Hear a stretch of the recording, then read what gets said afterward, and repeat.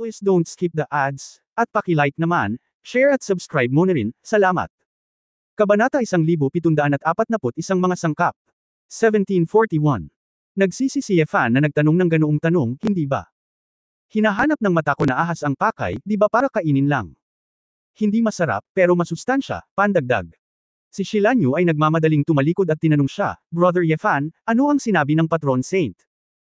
Nagpout si Yefan, hindi alam kung ano ang sasabihin, at simpleng sinasabi nito na ang uod na ito ay masustansya, mataas sa protina, at lasa ng manok, kwek. Crispy. Medyo nalito si Shilanyu, at hindi niya lubos na naiintindihan kung bakit alam ni Xiaojin ang tungkol sa protina, at kung bakit lasa ng manok ang bulate at malutong pa rin. Nag-isip sandali si Yefan, at nagtanong, Xiaojin, simula nang lumitaw ang mga kakaibang nilalang na iyon, kinakain mo na ba sila? Tinanggaw muli ni Xiaojin ang kanyang malaking ulo. Hindi pa rin siya sanay maghatid ng mga ideya, kaya kung simple lang ang sagot niya, done with a nod. Itong mga nakakalaso na insekto, sigurado ka bang ayos ka lang pagkatapos mong kainin? Hindi pa rin mapakali si Yefan. Gayunpaman, ipinapasa ni Xiaojin ang kanyang mga iniisip, na nagsasabi na nakakain siya ng maraming kakaibang bagay, at wala talagang problema, maliban na siya ay medyo nalilito ngayon. Si Yefan ay hindi maaaring tumawa o umiyak, sa katunayan, maliban sa pagkain ng kanyang sarili na baliw, ang kanyang pisikal na kondisyon ay maayos. Tama, tutulungan kitang hanapin ang babaeng uod, at ikaw ang may pananagutan sa pagkain nito. Naisip ito ni Yefan, sinusubukang lutisin ang mabilis na lumalagong uod. Sa katunayan, ang pinakamahusay na paraan ay hayaan si Xiaojin na patayin ang uod. Kumain. Anyway, mahilig din kumain ni Xiaojin. Upang kainin ang babaeng uod na ito, hinabol niya ito hanggang sa sinaunang daigdig ng engkanto. Pinigilan niya ito mag-isa, at tinatayang hindi ito papayag. Nang marinig ni Xiaojin na tutulungan ito ni Yefan na buksan ang pugad, nagliwanag ang kanyang mga mata at masayang tumango. Si Yefan ay hindi nagsasalita ng walang kaparirikan. Pagkatapos direktang lumipad palabas ng kanyan, tinawag niya ang itim na higanteng espada at dumiretso sa parang bundok na kamandag na pugad. Si Xiaojin ay karga si Shilanyu at sumunod sa likod, puno ng pag-asa. Hinarap ni Yefan ang lungga, at pagkatapos makita na ang distansya ay halos pareho, itinaas niya ang kanyang espada ng mataas, pinalamutian ng isang gininto ang light sword intent na higit sa 100 metro ang haba, at pagkatapos ay nahulog ng husto. Tulad ng isang higanteng may hawak na espada, diretsyo nitong hinahati ang isang bundok. Ang layunin ng espada ni Yefan ay higit na nalampasan ang lakas ni Xiaojin, ang paglusot sa pugad na ito ay parang mainit na kutsilyo sa mantikilya, na walang anumang pagsisikap. Isang putok lamang ang narinig, bumukas ang pugad, at ang kamandag ay sumabog na parang lava ng bulkan. Nakakaloka lang ang eksena sa loob, sobrang nakakadiri ang siksik na mga kulisap na kulisap. At sa ibaba nito, mahina mong makikita ang isang malaking bayinging na babaeng uod, na ang katawan ay higit sa 10 beses kaysa sa iba pang mga uod, at mukhang sobrang namamaga. Iyan na. Ang babaeng uod ay magpapalaki ng kanyang tiyan dahil sa patuloy na produksyon, sabi ni Shilanyu. Nang makita ni Xiaojin ang matabang tiyan ng babaeng uod, hindi na siya nakapagpigil ng matagal. Sa mga mata nito, ito ay isang mahusay na gamot na pampalakas, at ang tiyan ay puno ng mga sustansya. Nakita ko itong lumundag na parang baliw, hindi pinapansin ang mga makamandag na insekto at kamandag sa paligid nito. Oo. Nagulat si Shilanyu, ngunit sa kabutihang palad ay nasa oras si Yefan at niyakap niya ang babae sa kanyang mga bisig. Sa sandaling yumuko ang dalawa, nakita nila si Xiaojin na sumusugod sa dagat ng mga makamandag na insekto, at pagkatapos ay kinagat niya ang babaeng insekto at ibinaon ang kanyang ulo dito. Hindi kinaya ni Yefan at Shilanyu ang sumunod na eksena.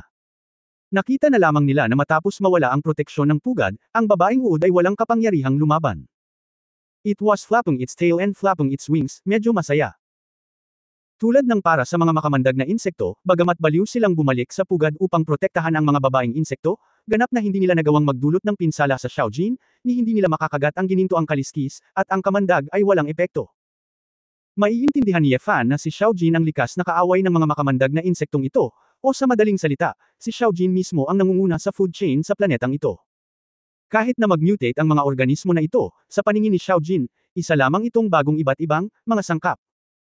Ito ay tulad ng hybrid rice na kinakain ng mga tao, pinagsanib na prutas, at ilang genetically modified na pagkain. Sa mga mata ni Xiaojin, walang mutation. Lahat ng ito ay tungkol dito. Kuya Yefan, sa tingin ko, hayaan mo kaming mamasyal ng Petronas. Ang Petronas ay makakahanap ng pagkain. Mayroon itong matalas na pang-amoy, at kasama nito, malalaman natin kung saan may mga halimaw. Mungkahi ni Shilanyu. Ito ang intensyon ni Ye Fan, kaya ginamit niya si Long Yan para sunugin ang mga nakakalaso na insekto na patuloy na nagtitipon, habang hinihintay na matapos ni Xiao Jin ang pagkain. Kung wala ang babaeng uod, bumagsak ang bilang ng mga nakakalaso na uod.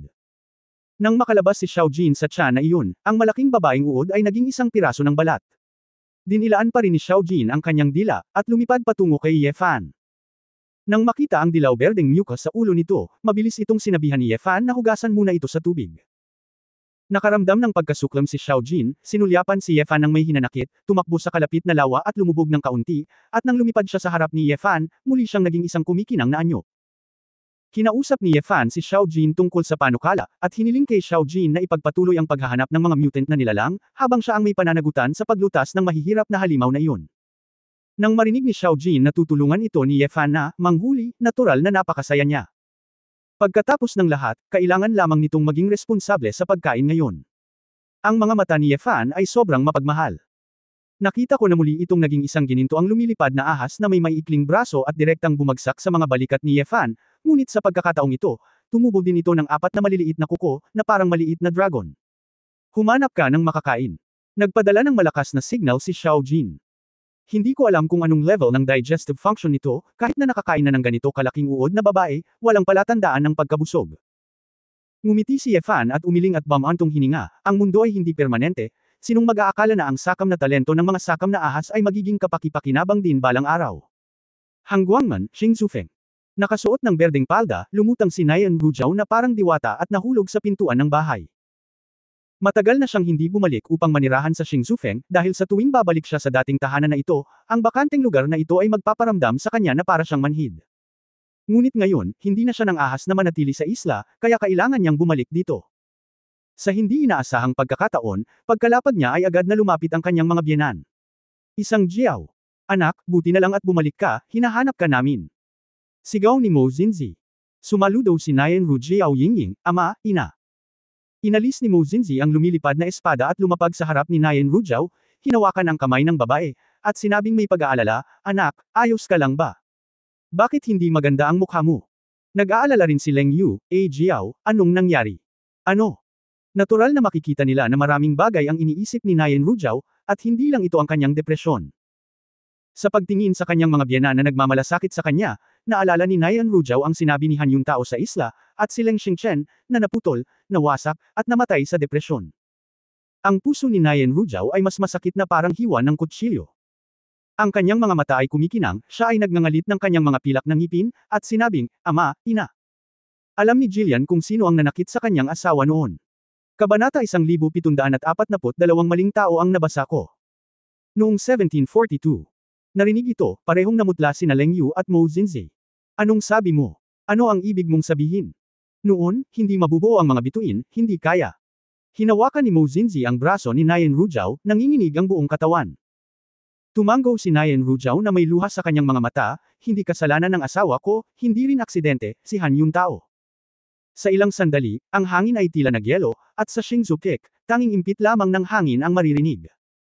Pagkaraan ng mahabang panahon na tumahimik, si Mo Xinzi ay nagngangalit ng kanyang mga ngipin na may pulang mata at sinabing, alam ko. Alam ko. Paanong biglang mahulog ang anak ko mula sa isang henyo tungo sa isang walang kwentang tao? Oo naman.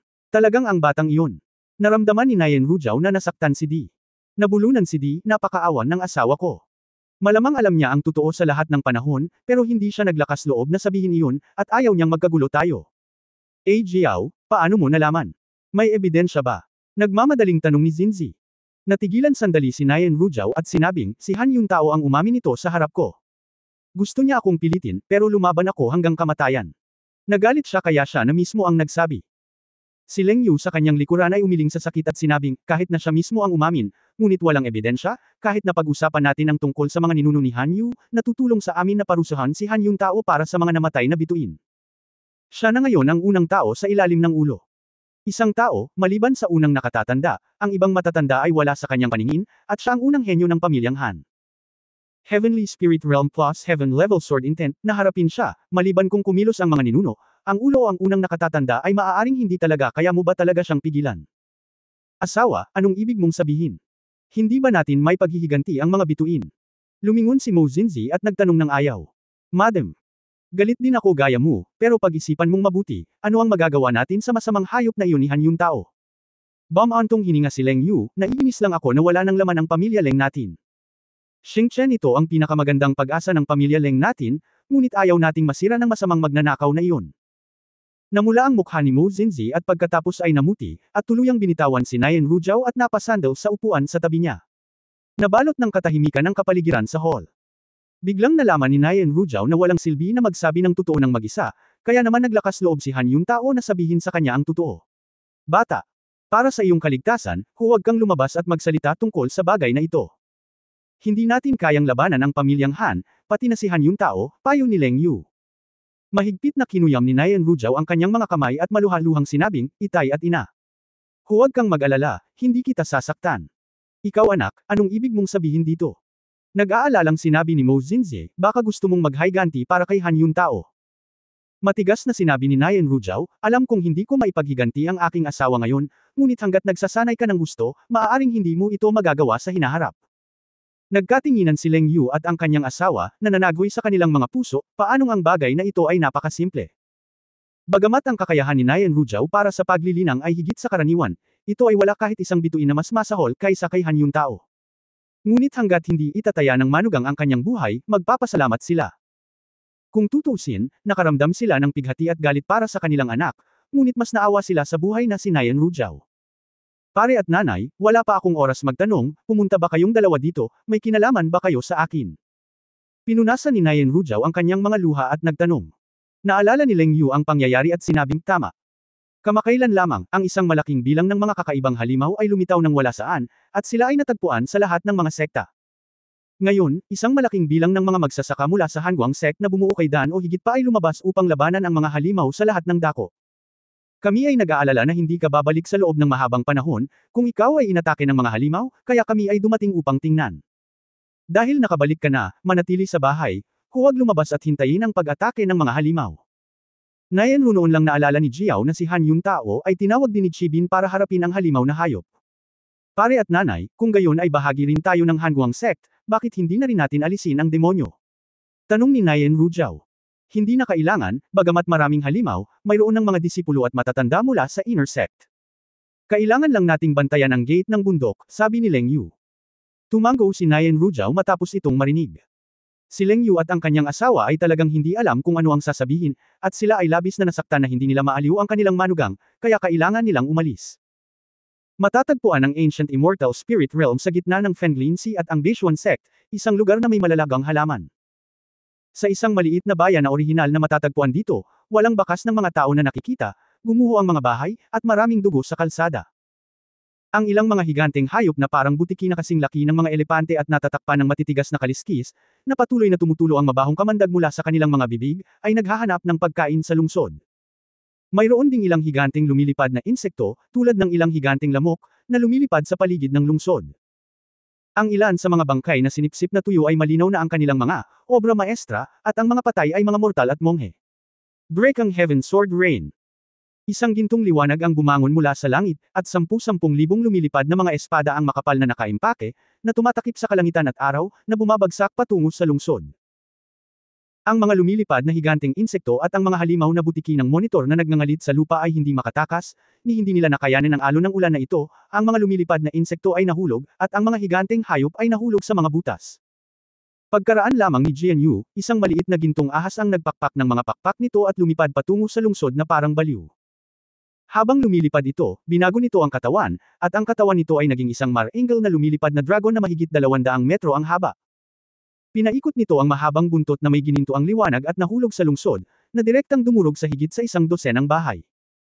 Gamit ang isang paa, pagkatapos mapunit ang matigas na panlabas na balat ng isang malaking halimaw na butiki, kagatin at lunukan ang malambot na karne sa loob. Sa langit, tumingin sina Ye Fan at Shi Lanyu kay Xiao Jin na nagsasaya. Bagamat ilang beses na nilang napanood ito sa daan, naramdaman pa rin nila na masyadong malasa ang produktong ito. Paano ito magiging napakasarap? Brother Ye Fan, ang Patronus ay napakahusay sa pagbabalat ng mga balat na ito.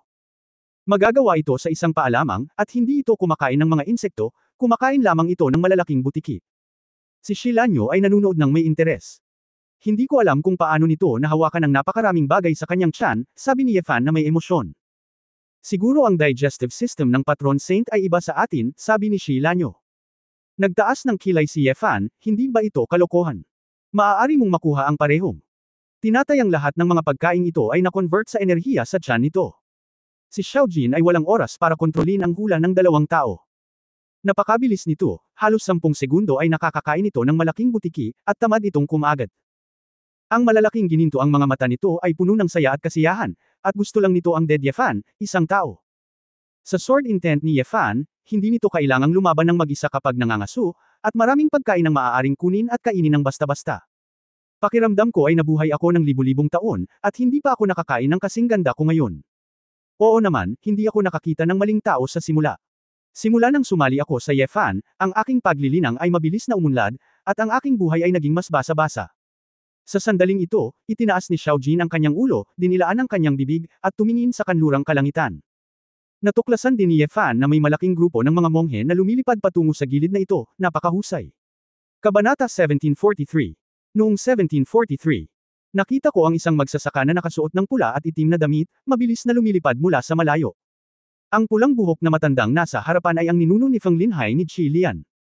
Sa mga tuntunin ng lakas, dapat siyang ituring na numero 1 dalubhasa sa sinaunang daigdig ng engkanto, ngunit matapos malaman na si Yefan ay lumitaw, nagmadali siyang pumunta kasama ang kanyang mga disipulo. Una, gusto kong kumpirmahin sa sarili kong mga mata kung talagang buhay pa ba itong misteryosong eskrimidor na yumanig sa buong sinaunang daigdig ng engkanto. Pangalawa, kung buhay siya, wala nang saysay ang pagtatago niya at iwasang makita siya. Mas mainam na pumunta ng mas maaga at magkaroon ng isang magandang pagbisita upang ipakita ang paggalang at pagkakaibigan. Kahit na ito ay kalahating hakbang na Duotian, hanggat hindi niya nararating ang Duotian realm, hindi pa rin siya nang ahas na alagaan siya, at naglakas loob lamang na igalang si Yefan ng mabuti. Kuya Yefan, sino sila? Curious na tanong ni Shilanyo.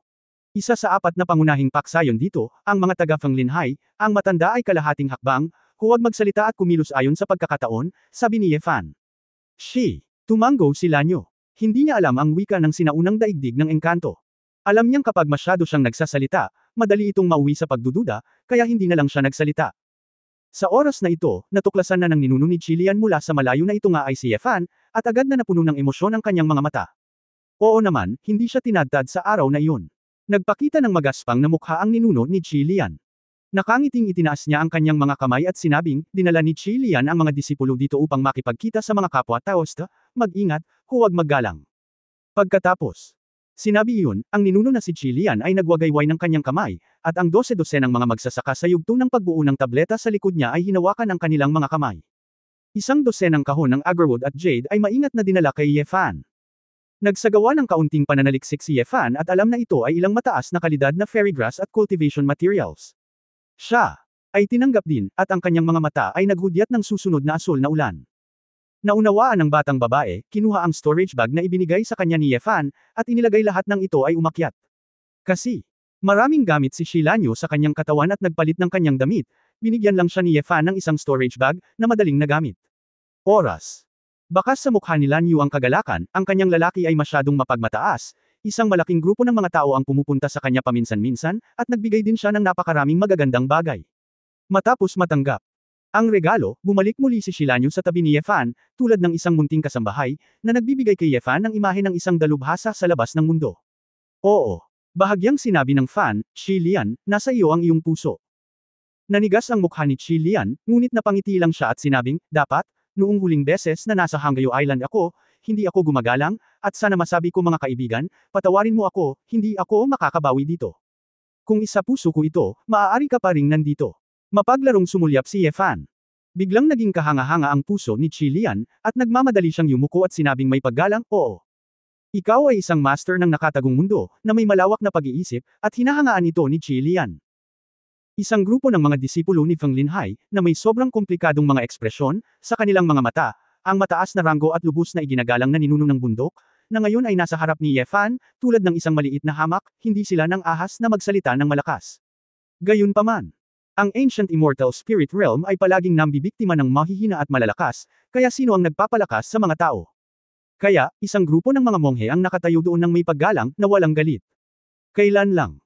Gustong itanong ni Qi Lian kung nasaan si Yefan kamakailan, nalaman niyang may lumipad na ibang grupo ng mga monghe mula sa kabilang panig. Dinala ni Ancestor Xuanhai ang isang grupo ng mga eksperto mula sa pangkat ng Beixuan at sumugod dito. Nako, nakakatanda talaga. Nagdala si Xuanhai ng grupo ng mga disipulo at apo ng Northern Profound Sect para batiin ang nakatatanda. Nang maghiwalay ang Hanggayo Island noong araw na iyon, hinding-hindi makakalimutan ni Xuanhai ang nakasisirang espada na layunin ng nakatatanda. Ngayong araw, si Yefan ay halos hindi tumawa, ang taong ito ay isang deserter kung tutusin, at siya ay may malakas na kakayahang yumuko at magunat, kaya tinawag pa niya siyang, Senyor, ganap na walang kahihiyan. Zuan. Nagdala si Hai ng isang grupo ng mga disipulo at bumati ng isa-isa, na nagsasabing, maaaring baliwalain ng nakatatanda ang maliit na pagdiriwang at hayaan akong maghintay, nagpapasalamat si Zuan Hai, ang maliit na Reg Along ito ay hindi isang paggalang. Eksaktong pareho, ang pangkat ng Beixuan ay nagdala din ng isang grupo ng mga kaba ng kayamanan, at hindi sila nang ahas na maging malabo tungkol sa mga regalo. Tumanggo si Yefan at marahang iwinagayway ang kanyang kamay. She. Medyo mayabang na tingin din ang ipinakita ni Lanyo sa mga sandaling ito, na parang hindi niya ito nagustuhan, pumunta siya para iligpit ang kahon.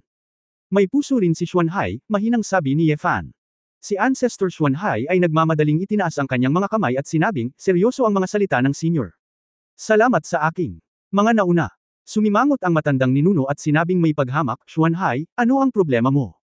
May magagawa pa ang lakas ng taong ito, kailangan ko ba ng tulong mo? Hehe, Kuya Chilian. Na-offend ko ang senior last time. Hayaan na tayo ng mga senior, natural na gagawa ako ng paraan para makabawi. Sabi ni Xuanhai na may ngiti sa kanyang mukha. Gustong tumawa ni Fan nang marinig iyon. Napaka-realistic din ng mga matatandang ito. Baka maubusan siya ng medicinal materials in the future, para pumunta siya dito para ipakita ang mukha niya at makatanggap ng mga regalo, hindi naman masama. Siyempre, kung hindi mo maubos ang tubig at isda, sapat na ang pag-ani ng kaunti, at hindi nararapat ang pagpapahirap sa kanila. Nabalitaan ko lang na talamak ang mga halimaw, kaya inilabas ko ang batang iyon para kumain. Okay lang, pwede ka nang umalis. Si Yefan ay walang oras upang makinig sa kanilang mga papuri, na nagpapahiwatig na maaari siyang umalis pagkatapos magbigay ng mga regalo. Zuan, Hai at Chilian, ang kanilang mga mata ay nakatutok sa sandaling ito, at sila ay tumingin doon. Sa katunayan, maraming tao ang nakapansin na sa lungsod sa lupa, isang malaking gintong dragon na hayop ang kumakain ng mga halimaw doon. Marami sa kanila pagkatapos ng lahat. Ang pisikal na talento ng mga halimaw ay mas malakas kaysa sa mga tao. Kadalasan ang mga halimaw ng parehong antas ay maaaring lumaban sa ilang mga monghe ng parehong antas. Sila.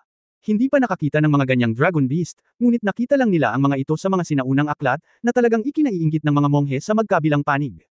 Sa oras na ito, halos kumain na si Xiao Jin at nabura lahat ng gusto niyang kainin. Bagamat hindi niya alam kung ano ang ginagawa ng mga ligaw na buhok sa langit, maaari pa rin siyang kumain kasama si Yefan. Sa lalong madaling panahon na ang kanyang mga pakpak ay pumutok ito. Eksenang nagpatulala na naman ang isang grupo ng mga magsasaka. Ang kakayahang baguhin ang laki ng kamay na ito ay hindi isang bagay na kayang gawin ng mga ordinaryong halimaw. Ito ay malinaw na isang espiritong hayop. Ang dragon ay isang espiritong hayop, at isang araw ito ay magiging isang dragon, na sadyang hindi matatawaran. Nag-init ang mga mata ni Xuanhai, narinig ko lang na ang dating Shenlang clan ay may atavistic dragon, ngunit hindi ko inaasahan ang sinaunang fairy spirit world. At ang mga dragon spirit beast na ito.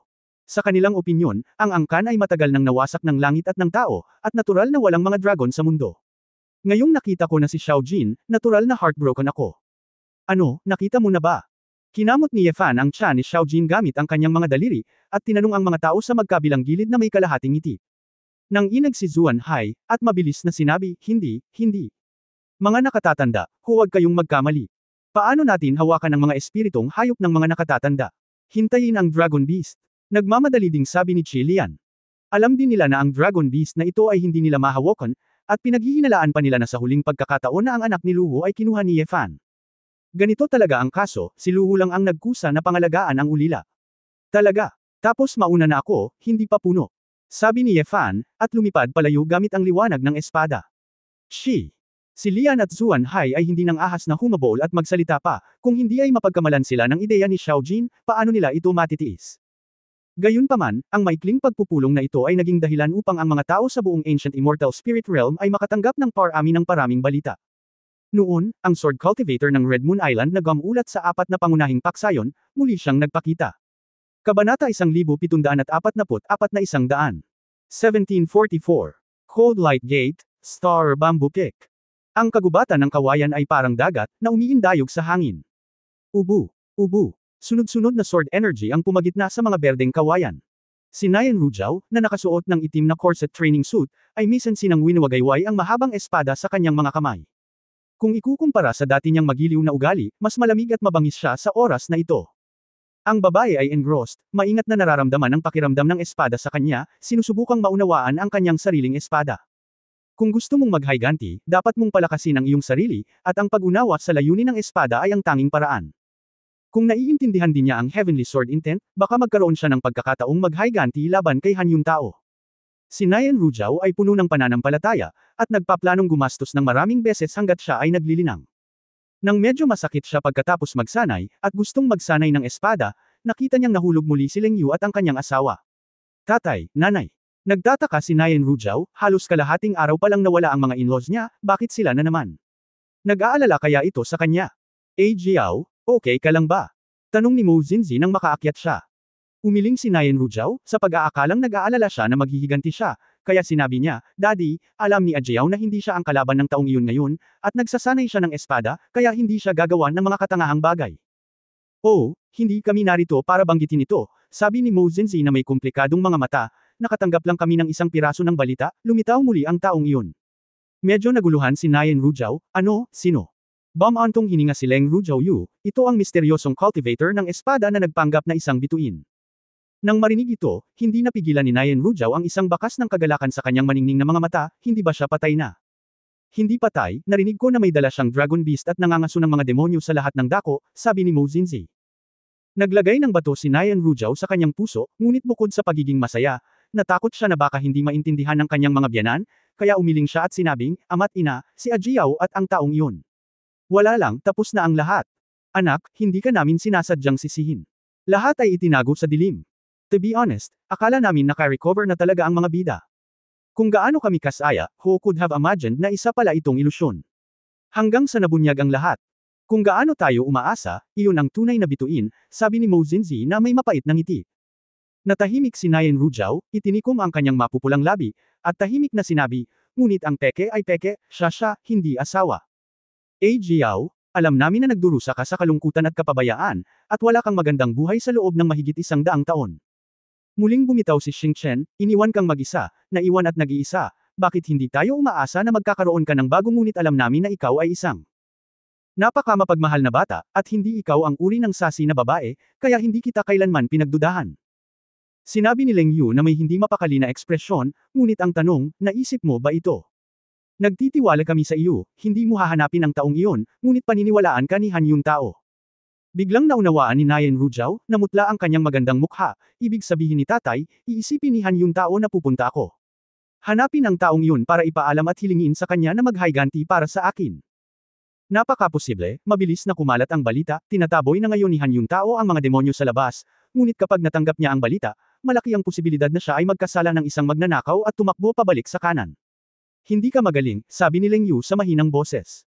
Sabik na hinawakan ni Mo Zinzi ang kamay ni Nayan Rujao at sinabing, Anak, makinig ka sa iyong ina, bakit hindi mo iwan ang hangwangman ngayon, hanapin ang taong iyon at hayaan siyang protektahan ka, hindi ka namin masisisi.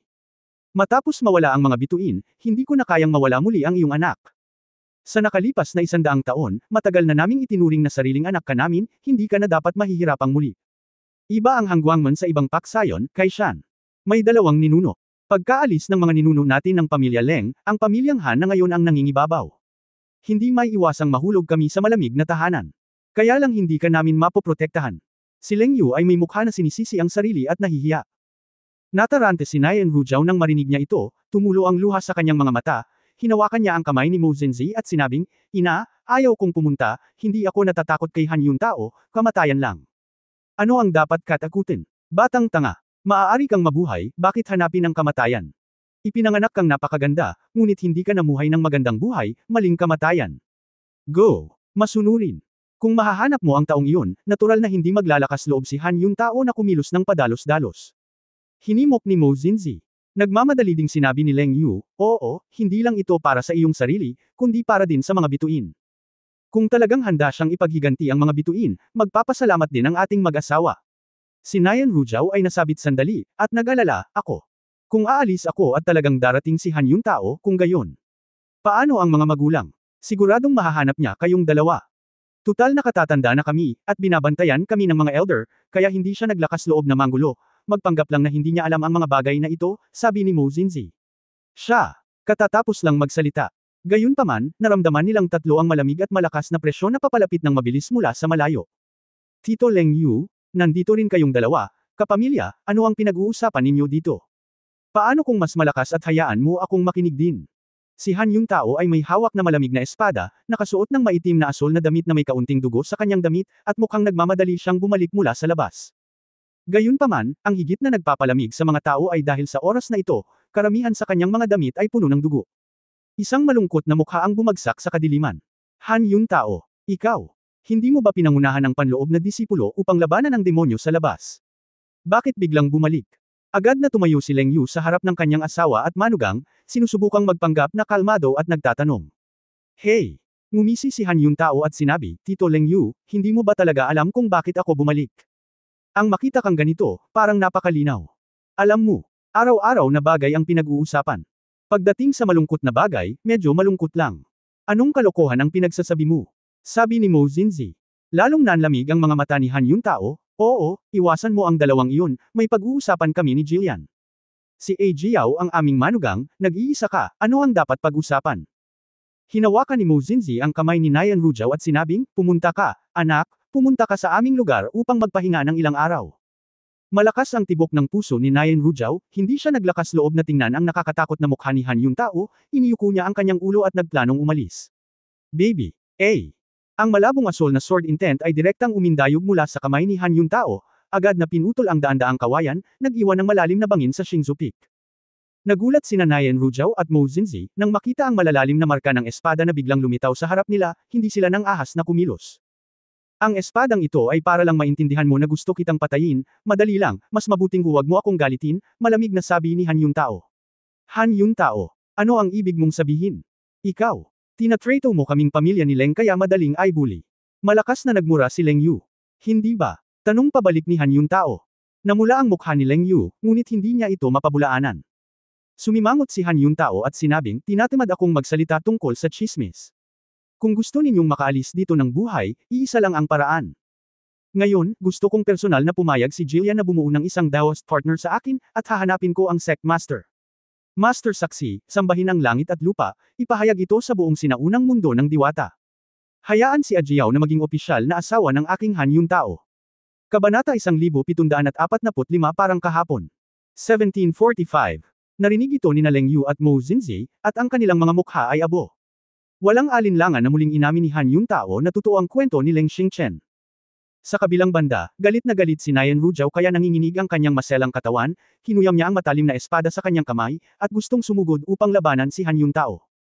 Para kay Nayan Rujao, ang pagpipiliang ito na ibinigay ni Han Yung Tao ay mas mabuti kaysa kamatayan. Ang pagpayag sa kanya na pakasalan si Han Yung Tao, at ipaalam sa buong sinaunang daigdig ng engkanto, ay katumbas ng pagtiyak sa bagay na ito. Kapag nagawa na ito, natatakot ako na maramdaman ng buong mundo na si Han Yung Tao ay infatuated, habang si Nayan Rujao ay sakam sa vanity. Para kay Nayan Rujao, wala siyang pakialam kung ano ang iniisip ng mundo sa kanya. Gayunpaman, paano niya haharapin si Leng Xingchen sa ilalim ng tagsibol? Paano harapin ang iyong sarili? Bukod dito, kung ang taong iyon ay makakarinig ng balita na siya ay nag-asawang muli kay Han Yung Tao, malamang nahahamakin niya ito. Halatang naisip ni Han Yung Tao ang layer by layer na relasyon na ito, kaya nagbigay siya ng ganoong landas. Hindi lamang siya makakakuha ng babae, ngunit maaari rin niyang ilayo si Ye Fan, at kinasusuklaman niya si Nyan Rujao, na masasabing pinakamaganda sa magkabilang mundo. Tungkol sa paghihiganti ng pamilya Leng at Nayan Rujao, hindi natakot si Han Yung Tao.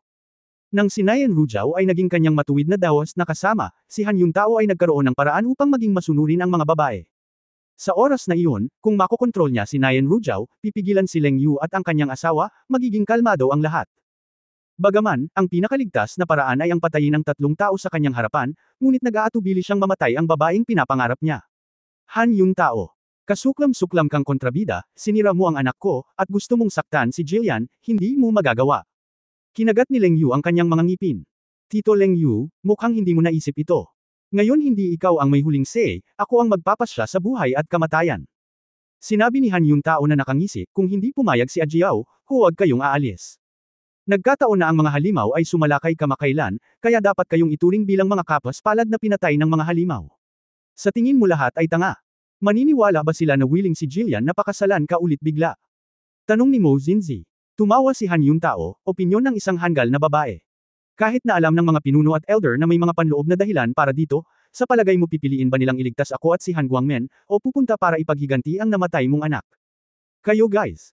Dapat mong maunawaan, kung may ibinunyag ka at ipaalam sa taong iyon na ang Han Guang sect ang nagdurusa sa pagkalugi, sa tingin mo ba ay hanggal ang sect master at ang mga elder? Mapula ang mukha ni Leng Yu at ng kanyang asawa, sa katunayan, kung gumawa sila ng malaking issue, tinatayang kung wala ang aksyon ni Han Yuntao, itatapon sila ng pinunong Han Wei at ng iba pa. Kung tutusin, kung gusto ni Nayan Rujiao na ipaghiganti si Leng Xingchen, mahahanap lang niya si Ye Fan, at sa sandaling dumating si Ye Fan sa Cold Light Gate, walang makakakontrol sa kung ano ang mangyayari. Ngayon, ang masamang espiritu ng layunin ng espada sa antas ng emperador, lahat ng mga sekta at sekta ay naglalakas loob lamang na ailay ito, at walang sinuman ang manggahas na pukawin ito. Sa relatibong pagsasalita, para sa pagpapatunay ni Leng Xingchen o kung anuman, tanging ang pamilyang Leng ang mag-aalaga. Gabi na, nagbibilang ako ng 3 beses, Jillian. Buhay o kamatayan, nasa iyo ang lahat. Sabi ni Han Yuntao, iniunat ang isang kamay, at nagsimulang magbilang, 1. 2. Pakiramdam ni Nayan Rujiao ay malapit nang madudurog ang kanyang puso, na parabang ang kanyang puso ay umiiyak ng dugo. Alam niyang kapag hindi siya pumayag, talagang papatayin ang mag-asawang Leng Yu. Hindi mahalaga kung siya ay mamatay, ngunit hilahin ang kanyang mga in-laws magkasama, hindi niya ito magagawa. Ako, sagot ko. Bago pa matapos magsalita si Nayan Rujiao, nakita niya ang isang bahid ng dugo na lumabas sa harap ng kanyang mga mata. Biglang nagpakawala ng sword chi si Mo Zinzi, at bang-utos ng direkta sa kanyang leeg. Ina, gatlang M. Malungkot na tumili si Nayan Rujiao, nanlamig ang buong katawan niya. Ang mundo sa harap ko ay tila itim at puti. Madam, gatlang M. Mahigpit na sigaw ni Leng Yu, nanginginig ang kanyang kaluluwa, namumula ang kanyang mga mata. Kahit na si Mo Zinzi ay mayroon ding cultivation base ng earth pills, ngunit desidido siyang humingi ng kamatayan at pinutol ang kanyang leeg sa kalahati. Ginagamit niya ang sarili niyang kamatayan para pigilan ang pagpili ni Nayan Rujiao. Kapag namatay sila, si Nayan Rujiao ay hindi mag-aalala, hindi siya maaring magpakasal muli, at insultuhan ni Han Yuntao. Malinaw na naiintindihan ni Leng Yu na, sa ganoong desperado na sitwasyon, isasantabi niya ang kanyang buhay at kamatayan. Ang kailangan ko lang gawin ay tanggapin ang kahihiyan sa buong buhay ko, hindi ko man lang maipaghiganti ang paghihiganti ng aking anak, at kailangan kong ibigay ang aking manugang sa kalaban, at pag-usapan ang pagiging isang magulang. Ang galit ng kalungkutan at galit ay naging determinado siyang sumugod kay Han Yuntao, na hindi pa nagre-react. Isang Jiao. Takbo. Gitling. Ang antas ng espiritual na paglilinang ni Leng Yu ay ibang-iba sa antas ng Tianling Chanjian ni Han Yuntao. Ngunit sa oras na ito, siya ay ganap na desperado, tinitipon ang kanyang tunay na kakanyahan sa kanyang espiritual na katawan, at ang presyon ng kanyang tunay na kakanyahan ay patuloy na tumaas, kahit na sumabog ang kanyang mga meridian, wala siyang pakialam. Naghahanda siyang pasabugan ang sarili anumang oras, at tinakot din pabalik si Han Yuntao. Pinasabog ng Earth Spirit Cultivator ang kanyang sarili, at ang kapangyarihan nito ay ilang beses na mas malakas kaysa sa Pale Cultivator, at ang coverage area ay magiging mas malaki pa. Ang puso ni Nayenro ay naputol na parang kutsilyo, at ang agarang pagbabago ay naging dahilan upang hindi niya maisip kung ano ang tama at kung ano ang mali. Sakit, pagdurusa, lahat ng ito ay hindi maisip. Sa isip niya, ang huling salitang sinigaw ni Leng Yu, tumakbo. Hindi man lang alam ni Nayan Rujiao kung saan siya pupunta. Hindi niya namamalayan na ginalaw niya ang kanyang lumilipad na espada, lumipat sa isang direksyon, at mabilis na tumakbo palayo. Nang iwan niya si Xing Zufeng saglit, mahina siyang nakarinig ng boom mula sa likuran. Bumagsak ang mga luhang kristal mula sa gilid ng mga mata ni Nayan Rujiao, ngunit hindi siya naglakas loob na lumingon. Bagaman maraming halimaw ang lumitaw sa nakalipas na 2 araw, maswerte na ang lungsod na ito ay hindi malayo sa Eastern Emperor Sect, at maraming monghe ang nananatili rito, kaya ang mga halimaw ay naalis, at hindi ito nakakaapekto sa kabuhayan ng mga mortal dito. Dumaan lang si Ye Fan dito, ngunit naramdaman ni Shilanyo na ang mga gusali sa lungsod na ito ay puno ng natural at primitive na kagandahan. Bukod dito, dahil sa relasyon sa pagitan ng Eastern Emperor Sect, marami pa ring kakaibang herb at bugs na ibinebenta, kaya gusto niyang bumaba para mamasyal. Kitang-kita ang personalidad ng mga babaeng mahilig mamili kahit sa sinaunang mundo ng mga engkanto. Naramdaman ni Ye Fan na bihira siyang sumama sa kanya, kaya pumayag siyang maging interpreter niya at dinala siya upang maglaro sa lungsod. Si Xiao Jin ay walang interes sa mga bagay sa Aoki City, at humiga sa balikat ni Ye Fan, inilabas ang kanyang dila at humikab. Kuya Ye Fan, tingnan mo ito. Yamagrass ito. Extinct na sa labas. Huminto si Shilanyo sa isang stall, pumitas ng purple na damo, at tuwang-tuwang sinabi. Hindi rin maintindihan ni Ye Fan, bihira ba ito? Marami akong nakikita sa kanya dito. Dahil ito ay isang makamandag na damo, bagaman maaari itong gamitin bilang gamot, kailangan ito ng iba pang mga halamang gamot upang ma-neutralize ang lason. Pagkain pa lang nito, may namamatay na. May mga taong nabubuhay, ngunit ito ay mahiwaga. Kaya't tulad ng hinatulan ng hari ng yaman ng buhay at kamatayan, ito ay pinangalan ng Yama Grass. Sabi ni Shilanyo. Sumimangot si Yefan, hindi mo naman ako niloloko, di ba? Extinct na sa labas, nakikilala mo pa ba? Ay, bakit sila nagsisinungaling sa iyo? Hindi ka naniniwala sa akin at tanungin mo ito tita. Ngumisi si Shilanyo sa matandang babae na siyang may-ari ng stall. Ginamit ni Yefan ang wika dito para magtanong tungkol sa layunin ng damong ito, at talagang katulad ito ng sinabi ni Shilanyo. Hindi ito maaaring kainin ng direkta ng mag-isa. Ginamit ng mga tao sa sinaunang daigdig ng engkanto ang damong ito kasama ng iba pang mga panggamot na materyales upang gamutin ang ilang gastrointestinal na sakit. Paano ito? Tama ba ang nakuha ko? Si Shilanyo ay mukhang saplada. Inabot ni Yefan at kinurot ang mukha ng babae, tama ka. Hehe, binilhan ako ni Kuya Yefan ng regalo para gantimpalaan ako. Gusto kong bilhin ang rouge na iyon, ngunit hindi ko ito mahanap sa labas ng mundo. Tinuon ni Shilanyo ang isang cosmetics shop. Hindi alam ni Yefan kung tatawa o iiyak, at hindi siya bet laban sa kanya, kaya bakit siya bumili ng regalo. Gayunpaman, nang makita ni Yefan ang shop na ito, hindi maiwasan ni Yefan na isipin ang eksena ng pamimili kasama si Nayen Rujiao, ang masaya at matamis na ngiti ng babae ay parang kahapon. Hindi ko alam kung paano siya kamakailan. Kuya Yefan. Yefan Kuya Fan. Anong ginagawa mo? Hindi mo ba dinala ang pera dito? Hindi napigilan ni Shilanyo na iwagayway ang kanyang maliliit na kamay at sumigaw nang makitang mabagal na sumagot ang lalaki.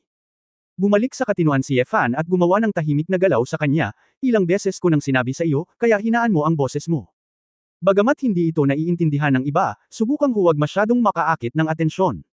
Sa sinabi nito, hinawakan ni Yefan ang kamay ng babae at naglakad papunta sa shop. Kabanata 1746 na senior maghintay sandali. 1746. Bagamat hindi makapagsalita si Shilanyo sa mga tao sa sinaunang daigdig ng engkanto, ang talento ng babae sa pagbili at pagbili ay nagpapahintulot sa kanya na makipag-usap ng maraming impormasyon sa mga mangangalakal dito gamit ang kanyang mga kilos. Ang ilang mga mangangalakal ay tumingin pa kay Shilanyo ng may awa, at tila nakakaawa. Paano magiging pipi ang isang magandang babae? Si Yefan ay walang imak habang nagsasalin dahil noong binili ito ni Shilanyo, talagang bumili siya ng isang dosina o 20 rouge box, pati na rin ang ilang anti-gong hairpin at alahas, at hindi niya mabilang ang mga iyon. Girl, bakit ang dami mong binibili? Hindi ka alupihan, kaya mo bang magsuot ng napakaraming singsing at pulse earrings? Walang imak na sabi ni Yefan. Naiinis na sinulyapan ni Shilanyo ang lalaki, at nagpout, wala ka bang balak na magdala ng mga regalo para kay Sister Su at sa iba pa? Bigla kang pumunta sa sinaunang mundo ng mga engkanto sa pagkakataong ito. Hindi ito palem. Nanlamig ang mukha ni Yefan, at nagmadali siyang pumunta sa isang kalapit na tindahan, kumuha ng malaking bilang ng mga aksesorya ng kababaihan na natatangi sa Cyanwood City, at tinanong ang amo, magkano ito, lahat? Kung hindi nagpaalala si Lan Yu, nakalimutan ni Yefan na bumaba siya sa pagkakataong ito, at hindi niya ito binanggit sa mga babae. Bukod dito, ang mga maliliit na reg along ito mula sa sinaunang mundo ng engkanto ay talagang napakapinong. Puro handmade sila ng mga seryosong bata. Ang mga ito ay napakaangkop para sa mga kababaihan, kahit na mga miyembro ng pamilya at mga anak na babae. Habang gumagala, ang dalawa ay kumain ng ilang espesyal na merienda mula sa Aoki City, at pagkatapos ay binalak na magpatuloy na maghanap ng mga mutant na halimaw. Noong umalis siya, kapatid na Yefan, kung ang sinaunang mundo ng engkanto ay mabubuhay ng payapa kasama ang mundo sa ibabaw sa hinaharap, maaari tayong pumunta dito upang magbukas ng isang kumpanya ng industriya ng fashion. Ito. Dalubhasa sa pagbebenta ng mga handmade na damit at accessories, na mas maganda kaysa sa mga Chanel at Bulgari na iyon. Masyadong marami. Sabi ni Shilanyo na may punanibik.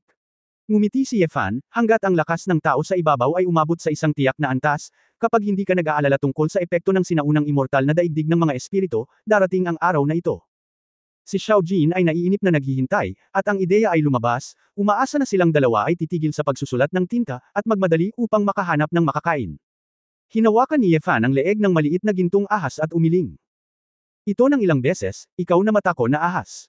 Alam mo kung ano ang makakain. Ano ang nagmamadali? Wings, para humingi ng awa. Masyadong malakas ang kamay nitong Yefan. Ito ay isang marangal na dragon at isang espiritual na hayop. Itinapon na parang pansit. Buti na lang at walang ibang halimaw ang nakakita nito. Kung hindi, saan nito ilalagay ang mukha ng patron god nito? Matapos maturuan ng leksyon, naging mas tapat si Xiao Jin at hindi na ng ahas na magpilit pa. Pagkatapos sabihin kay Yefan na may pagkain sa kanluran, sumugod ang dalawa. Matapos lumipad ng malayo, nakita ko ang maraming kakaibang hugis na mga nilalang sa isang lugar kung saan nagsasalubong ang mga isla at dagat. Isang grupo ng mga higanteng paniki ang sumayaw sa kalangitan, at may ilang mahabang paa na parang peteng na nilalang sa tubig, at ilang mga crustacean na kasing laki ng tangke ang gumapang sa isla. Hindi lang iyon, ngunit mayroon ding grupo ng mga monghe mula sa Eastern Emperor Sect sa langit na nakikipaglaban sa mga halimaw na ito. Bagaman ang lakas ng mga halimaw ay hindi kasing lakas ng mga monghe na ito na kahit papaano ay nasa foundation stage na, pero ang dami talaga nilang sakit ng ulo. Sa madaling salita, ang mga monghe sa sinaunang immortal na daigdig ng mga espiritu ay walang aktwal na labanan, kung kaya't sa pagharap sa gayong kaguluhan, sila ay pinigilan ng mga halimaw na ito sa lahat ng dako, at sila ay nagmamadali. Brother Yefan, nasa ibaba si Chongtian. Mukhang walang choice ang mga cultivator ng Eastern Emperor Sect kundi ang lumaban dito. Itinuro ni Shilanyo ang Yaotian Road sa ilang isla. Oo. Natuklasan din ng fan na mayroong ilang Chongtian dito, kung saan nakatanim ang ilang mga halamang gamot, at ang mga lugar na ito na may aura ay mga sikat na lugar para makaakit ng mga halimaw. Bagaman ang mga halamang gamot na ito ay hindi mga kayamanan tulad ng Yangshenzi, lahat sila ay magagandang bagay, at ang Eastern Emperor Sect ay hindi papayag na sirain ng mga halimaw na ito. Gayunpaman, 3 Chongtian ang nawasak, at isang malaking halaga ng espiritual na likido ang nawala. Gatlang M. Isang sigaw lamang ang narinig, at isang base building cultivator ang kinubkob ng 2 bat na hayop, at ang kanyang tiyan ay kinagat ng isang kagat sa hangin. Kaagad, ang katawan ng magsasaka ay mabilis na naubos ng dugo at nahulog mula sa hangin. May iilan pang mga bangkay na ganito. Xiaojin, bakit ka nakatayo dyan, kumain ka na. Sabi ni Yefan sa lalaking nasa balikat niya. Medyo guilty pa rin si Xiaojin. Natatakot siyang sabihin ni Yefan na nagmamadali siya. Nang marinig niya ito, biglang lumiwanag ang kanyang mga mata, at agad siyang lumipad palabas, naging isang higanteng dragon na hayop na mahigit 200 metro. Naglakbay si Xiaojin, nagdala ng isang malakas na bagyo, at ang mga higanteng paniki sa kalangitan ay hindi makayanin ang malakas na hangin, at sila ay nakakalat sa lahat ng dako. Nakita ko. Binuksan ni Xiaojin ang kanyang dagwang bibig, at sa isang sprint, mahigit 100 ang napalunok. Nang ang Eastern Emperor ang tao, ang cultivator na si Dan, ay nakita si Xiaojin na lumilipad sa kanyang direksyon, napasigaw sa takot, at direktang umihi sa hangin. Buti na lang at dinaanan lang siya ni Xiaojin at hindi siya nilamon. Nang makita ang sitwasyong ito, sumigaw si Yefan, yung mga ayaw mamatay, umalis ka. Isang grupo ng Eastern Emperor Sect cultivators ang nang-ahas na manatili, at nagmamadaling tumakbo palayo sa pinangyarihan ng labanan. Oo. Ipinatawag din ni Fan ang mga lumilipad na espada sa kalangitan sa oras na ito, at pinawi ang mga halimaw na ito sa dagat at sa isla sa isang malaking lugar. Ang bilis ng pagkasira ng isang tao at isang hayop ay daan-daang beses na mas mabilis kaysa sa pinagsama-samang grupo ng mga monghe. Dati, matagal, ang mga halimaw na ito ay tila nalaman na ang sitwasyon ay hindi maganda at nagsimulang lumubog sa dagat upang magtago. Ngunit pumasok si Xiaojin sa dagat mula sa langit at makapangyarihan sa lahat. Nang makita ang pagkain ay tumakbo sa dagat, muli itong humabol sa dagat. Tanging upang makita si Xiaojin na patuloy na sumusugod sa dagat, at pagkatapos ay nagmamadaling lumabas ng dagat, na nagdadala ng mga pagsabog ng malalaking alon. Karagatan. Ang tubig ay unti-unting nakukulayan ng Escarlata, at hindi ko alam kung ilang halimaw ang nilamon ni Xiaojin. Nang makitang halos naasikaso na ang lugar na ito, balak ni Yefan na hilingin kay Xiaojin na umalis ng magkasama at lumipat sa susunod na lokasyon. Ngunit sa sandaling ito, isang grupo ng mga monghe ang sumugod, at ang pinuno ay ang Daoist Yuzua mula sa East Emperor Sect na nakipag-usap sa kanila noon. Dangwangsong Yuzua, nakakita na ako ng mga senior. Dumaan dito ang Daoist Yuzua upang magnegosyo nang marinig niya ang ilang mga disipulo na nagsabi na mayroong isang tao at isang dragon at isang halimaw na nakikipaglaban sa mga demonyo dito, at agad niyang naisip na narito si Yefan, kaya mabilis niyang dinala ang mga tao para makita ka. Pagkatapos ng lahat, ang balita ng hitsura ni Yefan ng isang demonyo ay kumalat na sa mga pangunahing paksayon. Oo. Ang fan ay lubos na humanga sa Jade Zuo na ito, at halos ibunyag niya ang kanyang pagkakakilanlan sa simula. Siya ay itinuturing na think tank ng Eastern Emperor Sect. May mali ba? Tanong ni Yefan. Kami ay lubos na nagpapasalamat na marinig na ang mga nakatatanda ay nagdala ng mga espiritong hayop sa paligid upang itakwil ang mga demonyo. Salamat sa mga nakatatanda, mukhang naligtas si Chongtian dito. Nagtataka ako kung ako ay sapat na mapalad na anyayahan ang mga nakatatanda sa Eastern Emperor Sect upang maupo, upang magawa natin ang pinakamahusay sa mga Panginoong may lupa. Friendship, nakangiting sabi ni Yuzhuo. Mayroong mga halimaw sa buong lugar, paano ka makakarating sa iyong lugar? Wala nang iba, huwag mo akong pakialaman. Nang makitang walang dalang regalo ang grupo ng mga tao, ayaw ni Yefan na bigyang pansin. Daoist. Aalis na sana si Joshu Yefan, sumimangot si Daoist Yuzhuo, naglabas ng communication stone, at tila nakatanggap ng ilang balita. Pagkatapos niyang matanggap ang mensahe, inilibot niya ang kanyang mga mata at mabilis na tinawag si Yefan, Senyor. Sandali lang, baka may pakialam ka. Kabanata 1747 Magagandang pagkakamali. 1747 Oo. Lumingon si Fan at naiinip na sinabi, mas mabuti na talagang nagmamalasakit ako, kung hindi. Okay lang na ipagpaliban mo ako, ngunit maaaring hindi matuwa ang kaibigan ko kung maantala mo ang pagkain. Oo. Tinapik ni Fan si Xiao Jin sa tabi niya, paanong hindi maiintindihan ni Xiao Jin na turn na niya na kumilos ngayon. Since pagsunod kay Ye Fan, wala na siyang ibang natutunan. Nagkunwari siyang nag-pose, pero mabilis pa rin siyang natuto. Mabilis niyang pinalaki ang kanyang mga mata, at dinilaan ito ng kanyang mahabang dila. Daost Yu.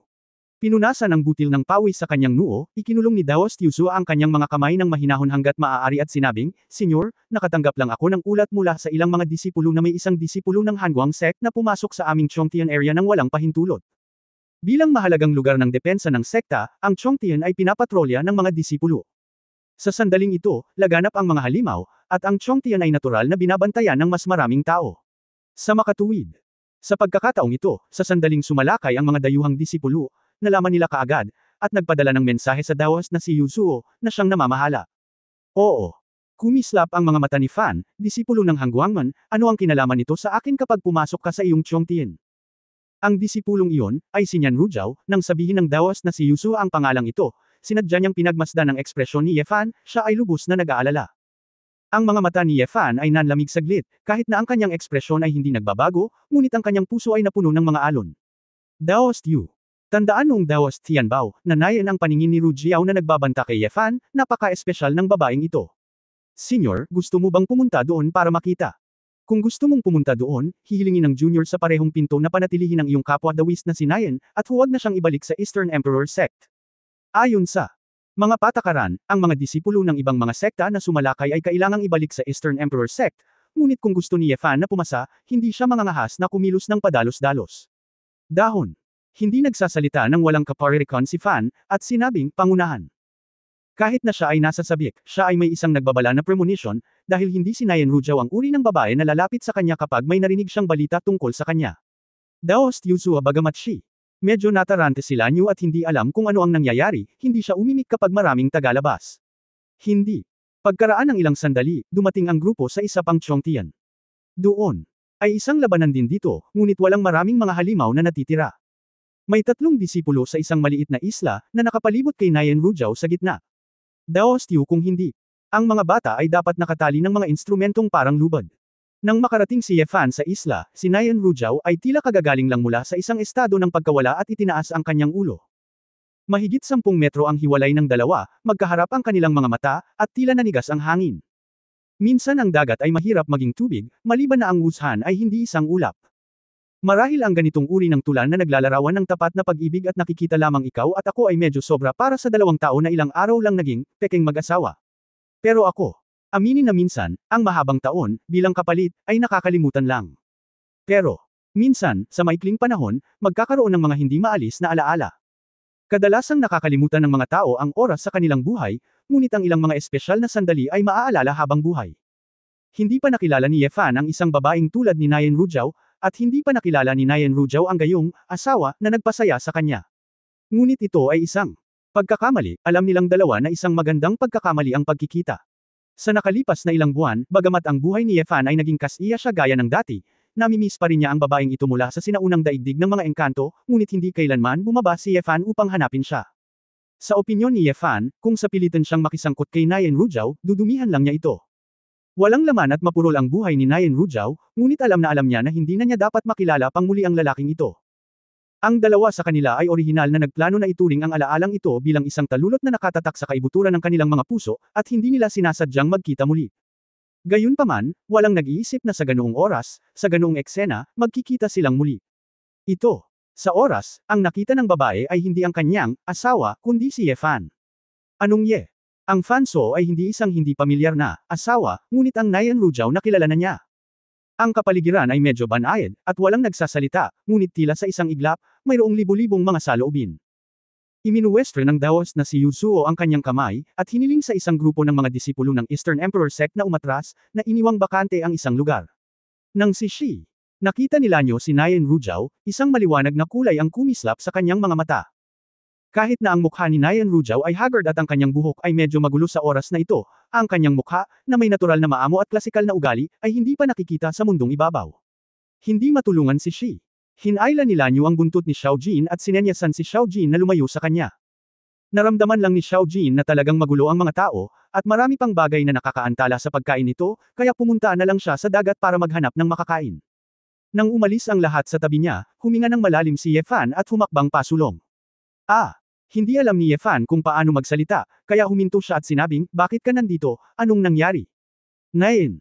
Naging basa ang magagandang mata ni Ru Jiao. Hindi niya talaga alam kung saan hahanapin si Ye Fan, o kahit na dapat niyang hanapin si Ye Fan. Pumunta lang siya sa kanluran, at nang makarating siya sa lugar na ito, naharang siya ng ilang tao mula sa Eastern Emperor Sect.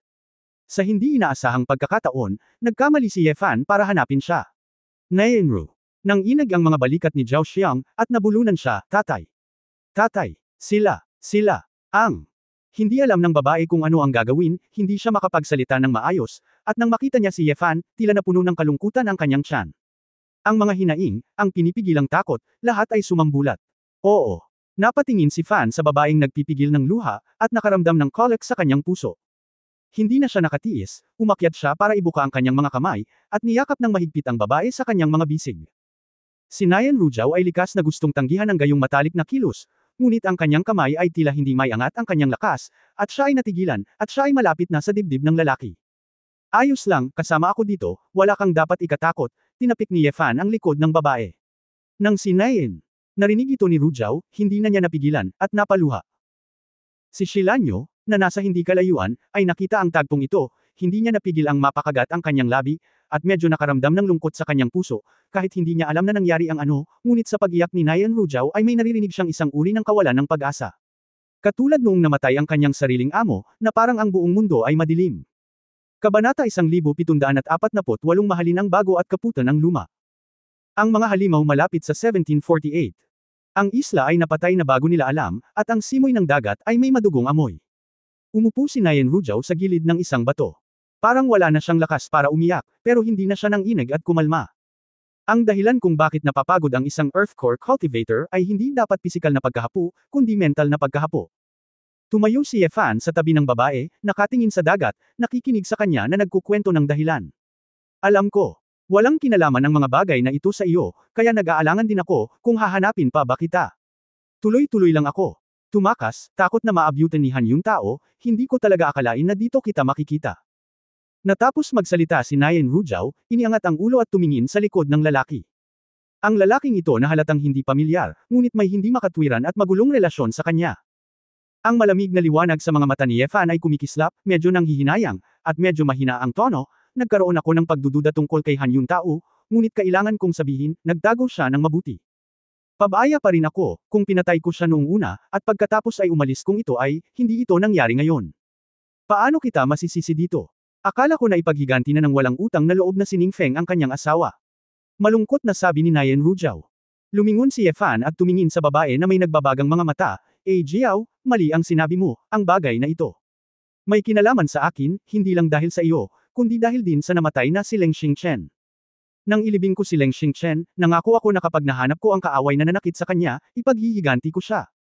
Kaya, kung hindi mamatay si Han yung tao, hindi matatapos ang ipinangako ko. Saglit na natigilan si Nayan Rujao, at may ilang mga iniisip sa kanyang isipan. Nalilito. Nangako ako kay Leng Xingchen na ipaghihiganti siya, na maliwanag. Pagkatapos ng lahat, ginamit ni Ye Fan ang pagkakakilanlan ni Leng Xingchen para makakuha ng maraming benepisyo. Tapos, hindi lang dahil sa kanya, pero ano ang ibig sabihin nito? Maghihiganti ka ba sa kanya? Bakit ganun? Bukod dito, bakit niya tinawag ang kanyang sarili na, Jiao, at hindi siya nakaramdam ng biglaan?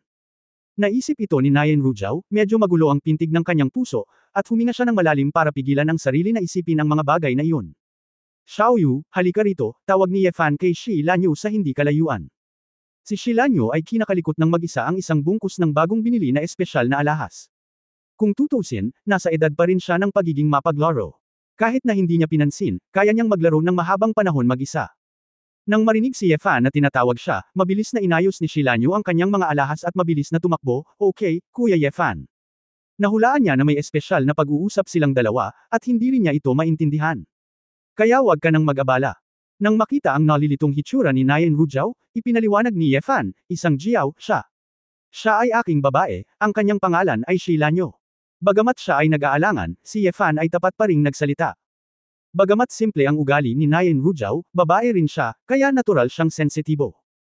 Napansin na niya ang sariwa at magandang babaeng ito, at pagkatapos marinig ang pagpapakilala ni Yefan, nakumpirma ang kanyang hula. Gayunpaman, hindi nagulat si Nayen Rujao. Pagkatapos ng lahat, ang isang makapangyarihang cultivator tulad ni Yefan ay magkakaroon ng mga Dao companions, na normal, at ang ilan ay may ilang mga Dao companions. Tungkol naman sa kawalan, kalungkutan, at iba pa. Hindi ito naramdaman ni Nayen Rujao, ngunit may kaunting hinanakit. Dahil nagkaroon na siya ng Daoist partner, bakit niya niloko ang nararamdaman niya? Alam ba ni Sheila Nyo ang tungkol sa usapin ng dalawa? Bukod pa rito, nagtaka rin si Nayen Rujao kung bakit hindi narinig ni Yefan at Sheila Nyo ang mga salitang kanilang kinausap.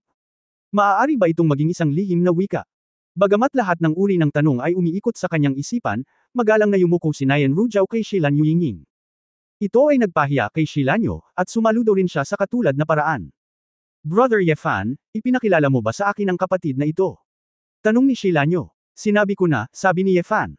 Paano mo pinakilala? Sabi mo kapatid mo ako. O maid. Medyo naagrabyado ang tanong ni Sheila Nyo. Sumimangot si Yefan, bakit sa tingin mo? Kasi parang hindi naman siya na-disappoint, hindi siya nagrereklamo, hindi siya nagseselos, at parang baliwala lang kung nasa tabi mo ako. Alam ba niya noon na maraming dalaga sa paligid mo? O napaka-open ba nitong nakatatandang kapatid na babae? Nagtataka na tanong ni Sheila Nyo. Hindi alam ni Yefan kung tatawa o iiyak, ang isip ng babaeng ito ay napakabilis, ang alon ng pagsusuri na ito ay medyo malakas. Hindi nag-abalang magpaliwanag si Yefan, kaya sinabi lang niya, oo, sinabi ko lang na ikaw ang katulong ko. Sobra. Pagkatapos mong matutunan ang wika dito, dapat mong sabihin sa kanya na isa kang malaking sinungaling. Pag-usapan natin ito kapag natutunan mo na, hinawakan ni Yefan ang ulo ng batang babae at sinabing, aalis na tayo, hayaan mong lumapit si Xiaojin. Nag-aatubili si Sheila Nyo na kumuha ng maislan na bamboo flute at tumugtog ng isang tune. Ito ang tono ng komunikasyon nila ni Xiaojin, kaya't madaling tawagan ng patron saint na ito kung minsan. Bagamat maaaring direktang pumunta si Yefan kay Xiaojin, mas mabuting hayaan ang babae na tumugtog ng isang himig kung sumigaw ka. Hindi nagtagal, lumipad palabas ng dagat si Xiaojin. Makatuwiran na ang pandinig ng mga ahas ay napakahirap, o kahit nawala. Ngunit pagkatapos ng lahat, si Xiaojin ay nag-evolve sa hindi kilalang bilang ng beses, at ang kanyang pandinig ay napakatalas. Kahit sa malalim na dagat, naririnig niya ang espesyal na ritmo na ito. Nang makita ni Nayen Rujao ang napakalaking nilalang na ito, bigla siyang napaatras ng 2 hakbang dahil sa takot. Sa isang kisap mata, si Xiaojin ay naging maliit, maikling braso, at tamad na sumabit sa mga balikat ni Yefan. Nang makita ang eksenang ito, hindi napigilan ni Nayen Rujao na imulat ang kanyang mga mata. Dapat niyang sabihin na si Xiaojin, na naging mas maliit, ay isa pa ring alagang hayop na sikat sa mga kababaihan. Jiao, tara na, ikaw ba si Yujian mag-isa, o kasama kita? Tanong ni Yefan. Pumunta. Saan ka pupunta? Tanong ni Nayen Rujao. Ngumiti si Yefan, kailangan mo pa bang magtanong? Naninikip ang puso ni Nayen Rujao, bagamat alam niyang napakalakas ni Yefan, ngunit kung talagang gusto niyang maghiganti laban kay Han Yuntao, ito ay laban sa buong Hanwang sect. Sa kanyang puso, siya ay medyo hindi mapalagay, hindi lamang tungkol sa mga casualty na maaaring idulot ng labanan, kundi pati na rin kung paano niya haharapin ang sektang kinalakihan niya sa hinaharap. Bakit, ayaw mong ipaghiganti sina Leng Xingchen, Leng Yu at Mo Xinzi? Tanong ni Yefan. Nagulat si Nayen Rujao, naalala ang eksena kung saan ang kanyang mga biyenan ay bukas palad na namatay upang protektahan siya, agad niyang sinabing, hindi, gusto kong maghiganti. Mangyaring tulungan mo ako. Hindi mo na ako kailangang tanungin, ito ang ipinangako ko kay Leng Xingchen. Napabuntong hininga si Yefan saglit, ginamit ng babae ang salitang, magmakaawa, para ipakita na gusto pa rin niyang lumayo. Si Yefan ay tumawag ng 3 lumilipad na espada at sinabing, ihakbang mo ang aking mga lumilipad na espada, ang bilis ay magiging mas mabilis. Si Sheila Nyo ay madaling tumalon dito, habang si Nayen Rujao ay natigilan saglit bago tumayo. Sa katunayan, maraming monghe ang marunong mag-espada sa sinaunang daigdig ng engkanto, at si Nayen Rujao ay kayang gawin ito mismo. Ngunit upang makontrol ang isang malaking bilang ng mga lumilipad na espada sa parehong oras, at upang dalhin ang ibang mga tao upang lumipad ng maayos at mabilis sa parehong oras, ay nangangailangan ng isang napakataas na antas ng paggamit ng kendo. Lumipad sa hangin si Yefan kasama ang 2 anak na babae, may naalala, at sumigaw sa dawas na si Yusuo na nagbabantay malapit sa isla mula sa malayo, maganda ang ginawa mo sa pagkakataong ito, naalala ko. Nang marinig ito ng dawas na si Yusuo, ang kanyang puso ay sumabog sa labis na kaligayahan. Hindi siya umalis, sa katunayan, hinihintay niya ang pagpapatibay na ito. Hanggat naitala ng pambihirang tao, na ito ang kanyang kredito, kikita siya ng maraming pera. Binabati kita sa pagpapadala sa mga nakatatanda. Ang Daoist na si Yuzuo ay nagmamadaling nanguna at nagpaalam.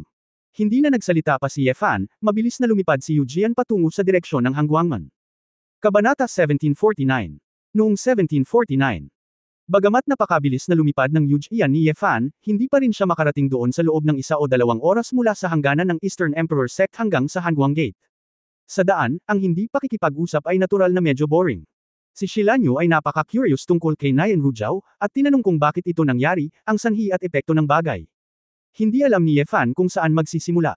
Pagkatapos ng lahat, nagpanggap siyang si Leng Xingchen at hindi sinabi sa kanyang pamilya ang tungkol sa pakikipagtagpo niya kay Nayan Rujao. Ngayon medyo awkward na magpaliwanag. Ngunit ngayong dumating na ang usapin, hindi na ito may tatago ni Ye Fan, kaya kailangan niyang magsabi ng magaspang na balangkas. Nang marinig ito ni Shilanyu, biglang kuminang ang kanyang mga mata, hihi, Kuya Ye Fan, napakasama mo, lahat ng kababaihan ng isang mabuting pamilya ay kinuha mo. Anong expression mo? Evil, bakit tumatawa ka pa? Hindi nagkaimik si Ye Fan tungkol sa pagsusuri ng babae. Kasi lagi mo akong tinatawag na little demon girl, a little fox spirit or something, napakasama rin ng mga tao. Isipin mo, nagpanggap sila ni Ate Su, at ikaw ay nagpanggap na asawa niya, ibig sabihin, magkapareho kami ng mga amoy, at kami ay nakatakdang magkita. Tinakpan ni Shilanyu ang kanyang bibig at ngumiti, na parabang nakatuklas siya ng isang bagong kontinente, na may titig sa kanyang mga mata, kaya ikaw rin ay isang tao. Nagpout si Ye Fan, natahimik, at nahihiyang tumahimik. Sa katunayan, naramdaman din niya na ang kanyang orihinal na pagpipilian ay medyo masama, ngunit walang masamang hangarin. Narinig ni Nayan Rujao ang marami sa kanilang sinasabi, at hindi niya napigil ang sabihin, anong wika ang ginagamit mo. Nag-alinlangan si Ye Fan, at sinabing, Ajiao, hindi ko sinabi sa iyo noon, ngunit sa totoo lang nanggaling ako sa napakalayo, iba ang ating wika sa sinaunang daigdig ng engkanto. Oh, tumanggo si Nayan Rujao, kaya nga, hindi nakakagulat na matagal ka nang hindi nagpapakita. Bumulong si Ye Fan sa kanyang puso, at umalis lamang siya sa sinaunang mundo ng engkanto sa loob ng ilang buwan. Matagal na ba? Ngunit pag-isipang mabuti, sa panahong ito, maaaring mabuhay si Nayan Rujao na parang 1 taon. Para sa kanya, ito ay talagang mahabang panahon. Ikaw, hindi mo pa nasasabi sa iyong asawa, ang iyong pangalan. Mahinang sabi ni Nayanro. Hindi niya talaga kilala si Ye Fan, ngunit alam ni Ye Fan ang lahat tungkol sa kanyang sariling mga gawain. Napaka-unfair noon. Napangiti si Ye Fan na nahihiya, napagtanto lamang na hindi pa pala siya nagpapakilala, kaya sinabi niya, tawagin mo na lang akong Ye Fan. Ye Fan, Ye, bumulong si Nayan Rujao sa kanyang bigkas, na parabang tahimik niyang isinulat ito. Nagtanong si Shilanyu, Brother Ye Fan, pumunta tayo sa Hangguangman. Paano kung tumakas ang taong iyon? Tumakbo. Ngumisi si Ye Fan, saan siya tatakbo? Dumating sa boundary ng Coldou City.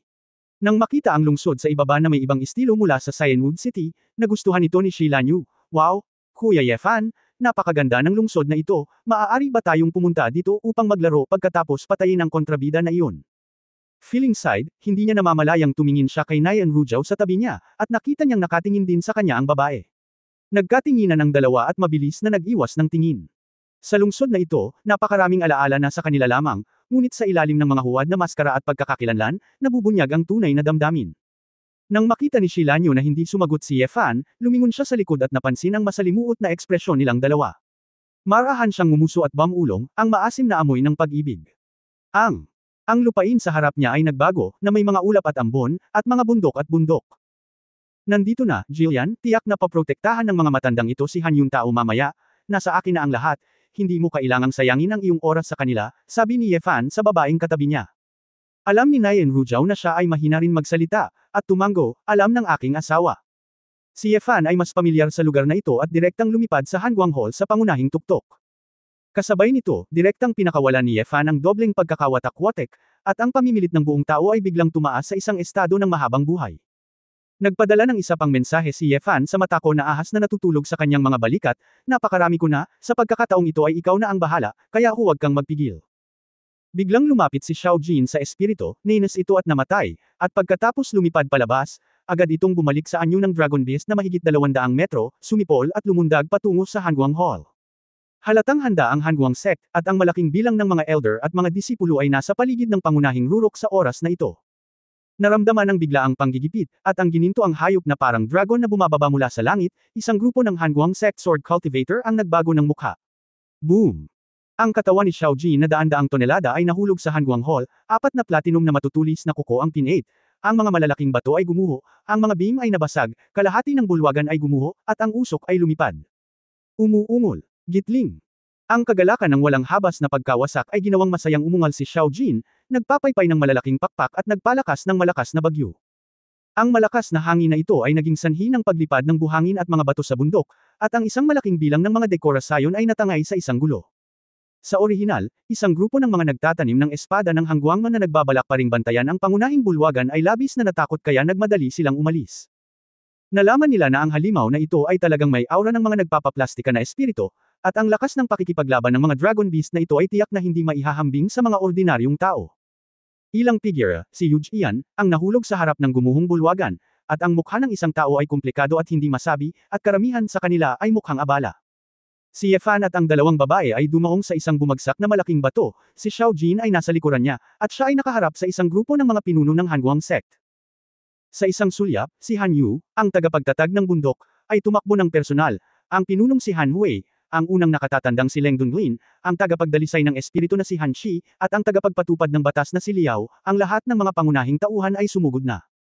Daan-daang mga cultivator ng espada mula sa Hanguang sect ay nagtipon din sa oras na ito, sumunod sa likod, at tumingin kay Yefan na kinakabahan. Pagkaraan ng ilang buwan, ang Emperor's Sword Cultivator na yumanig sa sinaunang daigdig ng mga espiritu ng engkanto ay bumalik, at nagdala pa ng isang dragon na hayop sa kaharian na humuhubog sa espiritu, na muling nagpa-refresh ng kanilang pangunawa. Bakit biglang sumulpot sa sinaunang daigdig ng engkanto ang ganyang baluktot na eksperto? Ano ang ibig mong sabihin? Ano ang nasaktan sa iyo ng ating Hanguang sect? Lumapit si Ancestor Hanyo at nagtanong ng may time na ekspresyon. Ang panunood sa Dragon Beast ni Yefan ay sinira ang iconic na pangunahing peak hall, ngunit hindi ito ng ahas na lumaban, sa katunayan, ito ay nagparamdam na sa kanila ng labis na kahihiyan, at ang kanilang mga mukha ay natural na pangit. Sinulyapan ito ni Yefan at sinabing, napakaayos ng mga tao, bakit wala si Han Yun tao? Sa oras na ito, ang ulo na si Han Hui ay nakipagkamay at nagsabi, dahil ang mga halimaw ay laganap kamakailan, ang mga kontrabida ay pupunta sa ibang lugar upang supulan ang mga halimaw, at wala sila doon. Mountain Gate. Talaga. Walang ekspresyong sinabi ni Yefan, pagkatapos ay magpadala kaagad ng mensahe at hilingin sa kanya na bumalik at pumunta sa akin. Si Han Hui ay pinagpapawisan sa kanyang noo, hindi alam kung paano sisigot. Mataimtim na sinabi ng matandang ninunong na si Han Yu, maglakas loob na magtanong sa iyong kamahalan, bakit mo hinahanap si Yun tao? Si Yefan ay hindi nagsalita ng walang kaparirikon, at direktang sinabi, gusto ko siyang mamatay. Ang lahat ng tao sa Hanguangman ay natakot, at sa sandaling ito ay inilabas ni Yefan ang layunin ng pagpatay ay nakakaramdam na ng hindi komportable sa kanilang mga puso. Ang unang elder, si Leng Dunlin, ay pinalo ang kanyang mga talukap, ang kanyang matandang mga mata ay nakatingin kay Nayan Rujiao na may komplikadong mga mata. Ang ulong si Han Hui ay ngumiti ng alanganin, hehe. Kamahalan, iniisip ko kung may hindi pagkakaunawaan, gaano kakalakas loob na pukawin ang kamahalan. Rujiao, pakipaliwanag, ano ang nangyayari? Huwag tayong mga Hanguangman, na wala nang walang dahilan. Sa sandaling ito, ibinaling ni Han Hui at ng iba pa ang kanilang atensyon kay Nayan Rujiao. Tumingin si Nayan Rujiao sa isang grupo ng mga nakatatanda mula sa Hanguang sect, ang kanyang heartstrings ay tension, at pakiramdam niya ay tumaas ang pressure. Kinagat niya ang kanyang labi, namutla ang kanyang mukha, at unti-unting nabasa ang kanyang mga mata. Ngunit naalala niya ang sinabi ni Yefan, at itinikom ang kanyang mga ngipin, ibig sabihin, manahimik. Keng. Isang heavy metal accent lang ang narinig, na nagpagising sa lahat ng naruroon. Kahanga-hanga, nakakita ako ng isang itim na higanteng espada, na naglalabas ng nakakasuffocate na aura, na lumitaw sa kamay ni Yefan at bumulusok sa matigas na bato. Malamig na tiningnan ni Yefan ang mga taga-Hanguangmen, sasabihin ko ito sa huling pagkakataon, tawagan si Han Yun tao at mamatay. Hindi na napigilan ni Han Hui at ng iba pa ang panggigipit. Pagkatapos ng lahat, nakita nila ang lakas ni Yefan sa Hanggayu Island, at alam nila na may isang paraan lamang upang pumunta kapag nagkita sila ng husto. Sa sandaling ito, ganap na alerto si Hanyu Patriarch, palihim na pinapatakbo ang kanyang true chi, at humakbang pasulong, kamahalan, si Yun tao ang unang henyo ng ating Hanguang sect at ang magiging pinuno ng sect. Kahit na makapangyarihan ka, hindi namin magagawa kung gusto mo siyang patayin. Dapat bigyan mo man lang kami ng dahilan, bigyan mo kami ng matibay na ebidensya, para makumbinsi kami. Bumagsak ang boses, si Yefan ay tamad na magsabi ng kahit ano. Boom! Ang itim na higanteng espada ay hinugot mula sa bato sa isang iglap, at ang mabigat na bigat ay kasinggan ng isang balahibo sa ilalim ng kontrol ng nag-iisang braso ni Yefan. Ang katawan ni Yefan ay naging isang nakasisilaw na gininto ang liwanag, nag-sketch ng isang arco na napakabilis ng kidlat. Isang tao at isang espada, diretso sa mukha ng mga ninuno ni Hanyo. Tumindig ang mga balahibo sa katawan ni Ancestor Hanyo. Dahil sa malapit na panggigipit na ito, nadama niya na ang kamatayan ay mas malapit kaysa dati. Layunin ng ulan ng ulan. Si Ancestor Hanyo ay nagbabantay, at ipinatawag ang lumilipad na espada na nagpapadalisay sa espiritu ng 7 beses. Habang siya ay umatras, umindayog siya ng mga patak ng ulan ng sword intent at sumugod kay Yefan. Ang patak ng ulan na malabughaw na espada, habang tumataas ang distansya sa paglipad, ang kapangyarihan ay patuloy na lumalamig at tumataas. Hindi umiwas o umiwas man lang si Yefan, iwinagayway ang kanyang higanting espada, at naglabas ng 2 ginto at pulang apoy na may walang kapantay na layunin ng espada, tulad ng 2 apoy na dragon na umuungal at magkakaugnay. Ang Falling Rain Sword Intent ay nabasag sa itim na higanting espada. Parang mga patak ng tubig, pero parang bakal na tunog ang ginawa nito. Ang pamimilit ng 2 immortal na kaharian ay biglang nagsagupaan ng malapitan. Bang bang bang. Ang malakas na tunog ng kulog ay nagpang-inig sa daan-daang mga magsasaka ng espada, na nagpapahirap sa paghinga. Si Yefan ay parang isang mabangis na general na sumusugod sa labanan. Sa kanyang marahas na bilis at lakas, libu-libong tropa ang puwersahang itinulak palayo. Noong una ay inakala ni Ancestor Hanyo na si Yefan ay nasa ilalim lamang ng panggigipit ng immortal na kaharian, ngunit malamang na hindi siya nang ahas na gamitin ang kanyang lakas, sa takot na siya ay parusahan ng langit, kaya gusto niyang gumamit ng isang paraan ng pagtatanggol para idistansya ang kanyang sarili.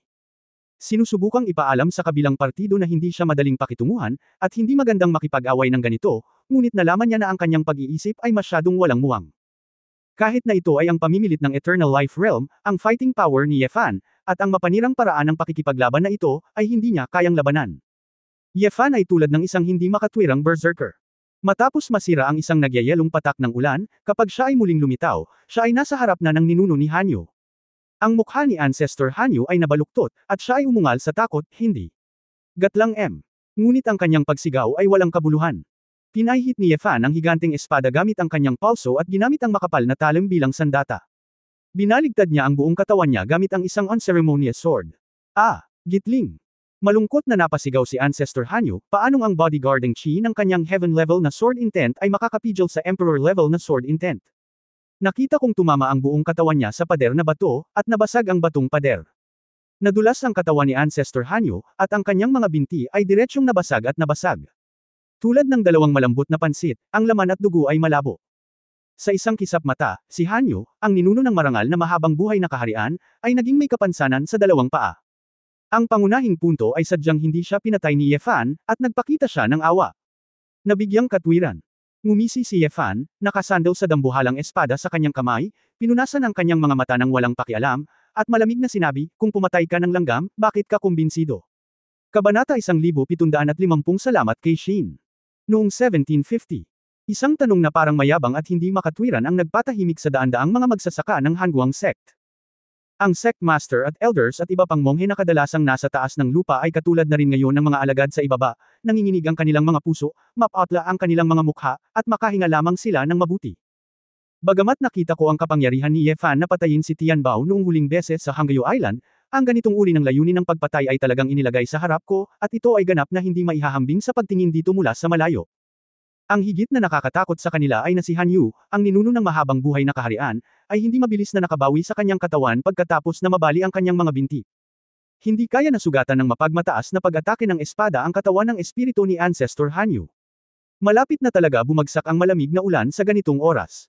Patuloy niyang tinatakbuhan ang kanyang tunay na diwa, sinusubukang hubugin muli ang kanyang pisikal na katawan, ngunit ang kanyang espiritual na katawan ay nasugatan ng walang kapantay na layunin ng espada na sumanib kay Longyan, at napakahirap magpagaling.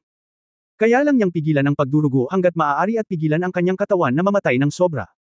Noong una ay naisip niya na ang kinakaharap niya ay hindi isang likidong layunin ng espada at hindi dapat madaling masaktan, ngunit ngayon napagtanto niya na siya ay masyadong walang muwang. Ang lalong ikinatatakot ni Hanyu ay hindi niya alam kung anong uri ng kapangyarihan ito, at maging ang kanyang espiritual na katawan ay maaaring masaktan. Pagkatapos ng lahat, sa primordial period, si Hanyu ay isang pangkaraniwang monghe lamang, at hindi pa niya talaga nakita ang apoy ng dragon ng Shenlong clan. Ikaw, ang iyong sword intent. Anong nangyayari? Anong kalokohan ang ginawa mo? Tanong ni Hanyu sa harap ng napakaraming tao, ang kanyang anyo ay napalitan na ng galit, at hindi niya naiwasang mapanganga ang kanyang mga ngipin sa sakit at galit.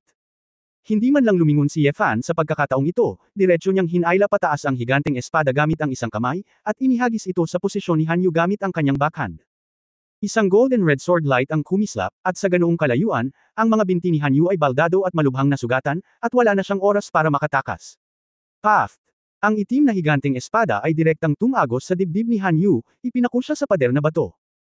Ang lahat ng ito ay nangyari ng napakabilis, si Ancestor Hanyu mismo ay hindi maisip na papatayin siya ni Ye Fan nang hindi sinasadya. Si Ancestor Hanyu ay patuloy na sumisigaw at dumudura ng dugo, patuloy na sinusunog ni Longyan ang kanyang espiritual na katawan, at ang sword intent ay patuloy na sinisira ang kanyang pisikal na katawan. Ang dalawang-pronged approach ay para siyang sumangga sa mundo ng buhay. Si Nayan Rujao ay nakatayo sa likuran at nakita na ang walang katulad na makapangyarihang ninuno na si Hanyu ay binugbog ng labis ni Ye Fan. Sa mga mata niya, ang mag-asawang Leng Yu at iba pa, ang mga bagay na sa panimula ay mahirap gawin ay napakadali sa harap ni Ye Fan. Ito ang agwat sa pagitan nila ni Ye Fan. Mula sa simula hanggang sa wakas, sila ay mga tao mula sa dalawang mundo. Ang mga mata ni Nayan Rujao ay komplikado at hindi mailarawan. Nang makita ang eksenang ito, si Han Hui at ang iba pa ay lubos na natakot at bumagsak sa lupa. Ninuno, gatlang M. Kahit anong sigaw nila, walang nang-ahas na sumulong at labanan si Ye Fan. Naramdaman ni Han Yu na ang kanyang buhay na mahigit 100,000 taon ay magtatapos na, at siya ay labis na natakot. Patuloy siyang sumisigaw sa matinis na boses, halika at iligtas mo ako. Bilasan mo. Patayin mo siya. In vain lang. Pataas-baba sa Hanguang Gate, walang tumayo at nang ahas na magtaas ng kalahating salita ng pagtutol, lalo pa itong sabihin. Biglang may naintindihan si Ancestor Hanyu nang makita niya ang eksenang ito. Puno ng matinding hinanakit ang kanyang mga mata. Matiim niyang tinitigan ang isang grupo ng mga disipulo at apo, at unti-unting nawala ang kanilang sigla. Ang ninuno ng sinaunang immortal na daigdig ng mga espiritu, ang mahabang buhay na kaharian, ay nasa napakaikling panahon. Mas mababa ng isa. Tumawa si Ye Fan, hindi nakakagulat na sina Leng Xingchen, Leng Yu, Mo Xinzi at iba pa ay namatay ng hindi makatarungan, at ikaw ay walang malasakit. Kung alam ko ngayon, bakit noong una, at ngayon tinatanong kita. Gusto mo bang mamatay si Han yung tao, o mamatay si Han Guangmen? Ang isang pangkat ng mga mataas na antas na pinuno ng Han Guangmen ay tahimik sa oras na ito, at wala silang pakialam sa pagkamatay ng ninuno, at lahat sila ay nagsimulang magpahayag ng kanilang mga opinyon. Nang makita ng nakatatandang si Leng Dunli na namatay ang ninuno ng pamilyang Han, kahit na ito ay isang problema, galit niyang itinuro si Han Hui at sinabing, kinulungan mo pa rin ang bastos ni Han yung tao. Huwag mo na siyang ilabas pa. Gusto mo ba talagang mailibing si Quan Han Guangmen kasama niya? Han Hui. Mabilis na ilabas si Han yung tao. Nagalit din ang ilan pang matatanda. Kamahalan, huminahon ka. Ilalabas ko ang traidor na yan. Siya ay nasa yungib ng mga ninuno. Hindi na naglakas loob si Han Hui na magtago. Para sa kapakanan ng isang alagad, itinaya pa niya ang buhay ng kanyang ninuno. Hindi niya alam kung ano ang gagawin sa Han Guangmen at sa pamilyang Han sa hinaharap. Dito. Sandali, kahit na hindi pinatay ni Ye Fan si Han yung tao, gusto niyang masikip at mabalatan si Han yung tao. Kinuha ni Han Hui ang ilang matatanda ng pamilyang Han at agresibong pumunta sa kuweba ng ninuno. Ang dahilan kung bakit nagtatago doon si Han yung tao ay dahil sa defensive formation at ang kakayahang ihiwalay ang perception. Ang mga tao sa loob ay hindi matutuklasan ng mga tagalabas. Matapos mabaigo si Han yung tao na maabutin si Nayan Rujao, alam niyang nasa panganib siya, ngunit kung saan-saan nagtatago, mas mabuting humanap ng kanlungan mula sa sekta. Hindi nang ahas si Fan na gamitin ang lakas ni Duo Tian ng basta-basta, at anuman ang mangyari, imposibleng labanan ang buong Hanguang Sect para sa isang Yan Rujao. Pero, sinong mag-aakala na ngayong may Longyan na si Ye Fan, mas magiging madali ang pagpatay kay Chiang Sheng? Bilang karagdagan, si Ye Fan ay higit na mahalaga kaysa sa mga tao sa sinaunang daigdig ng engkanto. Para matulungan ang iilang tao na walang kadugo sa kanya, at maging kaaway ng buong Hanguang Sect, sa pananaw ng Hanyu at ng iba pa, hindi ito kapanipaniwala, ngunit iyon ang pinili ni Ye Fan. Sa labas ng cave mansion, si Han Hui ay gumawa ng spell para iwaksi ang malabong puting ambon, at ang porma sayo na nagbabantay sa cave mansion ay tumigil sa paggana. Sa loob ng simpleng cave mansion, si Han yung tao ay nakaupo sa isang batong bangko na medyo kinakabahan, tahimik na nag-iisip ng isang bagay. Nang makita si Han Hui at ilang elder na naglalakad na may malungkot na ekspresyon, biglang tumayo si Han yung tao na may mapagbantay na hitsura sa kanyang mukha. Master, anong nangyari? Direktang kinuha ni Han Hui ang isa sa kanyang lumilipad na espada at itinuro si Han yung tao, ang hamak. Bilasan mo at maghintay kasama ko, lumabas ka at humantong sa kamatayan. Guru, malaking pagbabago, nawalan ng boses, bakit mo gustong gawin ito? Ako ang unang tao sa nakababatang henerasyon ng Hanguangmen. Sisirain mo ba ang kinabukasan ng Hanguangmen? Para sa iyo, ang mga ninuno ay namatay sa labanan, paano magkakaroon ng anumang hinaharap? Iwanan ka bilang isang salot, at sa lalong madaling panahon ay papatayin ko ang lahat ng mga taga-Hanguang. Han yung tao, bilasan mo. Galit na sigaw ng ilang matatanda. Nagkaroon ng pagsabog ng takot sa mga mata ni Han yung tao, at ang kanyang mukha ay kumaibot sa hindi makapaniwala, matanda. Ang ninuno ay namatay sa labanan. Kaya't, ang lalaking iyon, narito siya. Ang kalapitang mababa ang lipad. Talagang tinawag niyang tao iyon. Huwag kang magsalita ng walang kaparirikan. Bilasan mo. Kung hindi, huwag mo akong sisihin sa paghihintay kay Ruanjia na maging walang awa. Ang mga mata ni Han Yuntao ay kumikislap, ngunit sa huli ay bamantong hininga siya at ngumiti ng kaawa-awa, at sinabing, okay. Kung ganoon nga, isa lang ang kamatayan ni Yuntao na dapat pasalamatan para sa kanyang kabaitan. Guru, Elder, hindi mo na kailangang ituro sa akin, maingat ang mga kasalanan ni Yuntao, at siya mismo ang mamamatay. Pagkatapos magsalita, naglakad si Han Yuntao na may mapagbigay na tingin sa kanyang mukha. Nagpunta sa labas ng kuweba.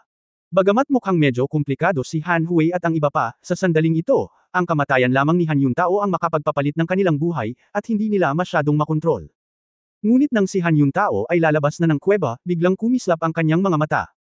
Isang matalim na espada ng malamig na liwanag ang biglang humawak sa kanyang kamay, tumalikod siya at naglabas ng espada, isang langit na layunin ng espada ang biglang sumabog. Matanda, gusto mo akong saktan? Go to hell. Ang kanyang mahabang espada ay tila naging isang higanteng espada ng liwanag ng tubig na mahigit 10 metro ang haba. Nang ang espada ay iwagayway, naglabas ito ng malamig na tubig na liwanag na alon.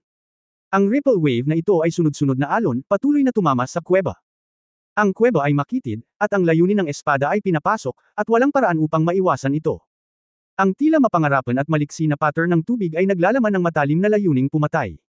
Sa isang kisap mata, ang tatlong matatanda ay natama ng sword intent ng nagmamadali, at ang kanilang mga katawan ay naputol sa kalahati. The moment they died, bigla silang nagising. Si Han Yuntao ay isang master ng Heavenly Spirit Sword. Bagamat isa siyang alagad, gusto niya talagang lumaban, paano siya madaling mahuli? Pagtatapos ng kabanatang ito. For more updates, click on the notification bell.